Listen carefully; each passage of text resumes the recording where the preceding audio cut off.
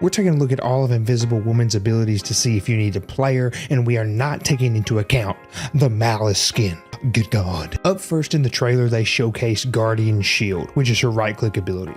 With this, you get to generate a force shield in front of a selected ally. The shield obviously blocks damage, but it also provides healing over time to nearby allies, and enemies that pass through the shield are also slow. And based off what we can see in the trailer, this is actually a really good amount of healing. Up next, we actually get to see her Veiled Step ability, which, yes, is the one that lets her go invisible. So with this, it's basically her double jump. Alright, her double jump actually lets her generate a force field at her feet, and stepping on it propels her into the invisible state. Here in the trailer, she's only invisible for like a second, but that's because once you attack, I'm assuming you just leave this state. Following up right behind that, we see her doing her Psionic Vortex ability, which is her left shift. With this, she actually throws out some energy, and if it hits a target, a base, or when she just activates the ability again, it actually erupts into some type of psionic vortex, and that continuously draws in enemies and does damage. This is going to be really good for crowd control, or how she's using it here, trying to run away from a tank.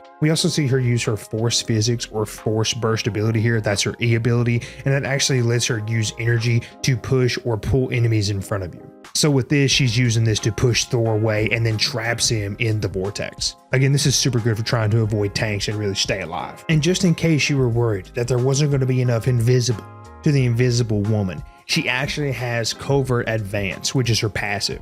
This lets her enter an invisible state sometime after disengaging from combat, and then she begins to heal herself over time. Honestly, one of the coolest things that Invisible Woman has in her kit is her basic primary fire, which is called Orb Projection. So she gets to launch a force field that can pierce heroes, goes maximum distance, and then returns to her. It damages enemies and heals teammates. So she's basically throwing out these force field boomerangs that's doing damage to everybody or healing everybody that's in the path. So if somebody's standing there, you need to be chucking these bad boys out. And finally, her ultimate, which is absolutely insane, is called Invisible Boundary. She gets to manifest an unseen force field within a chosen area, and all the allies inside this are undetectable by enemies and are healed over time. On top of that, enemies that go through the field are slowed. And gentlemen, I'm not exaggerating when I say this thing is literally a giant cylinder.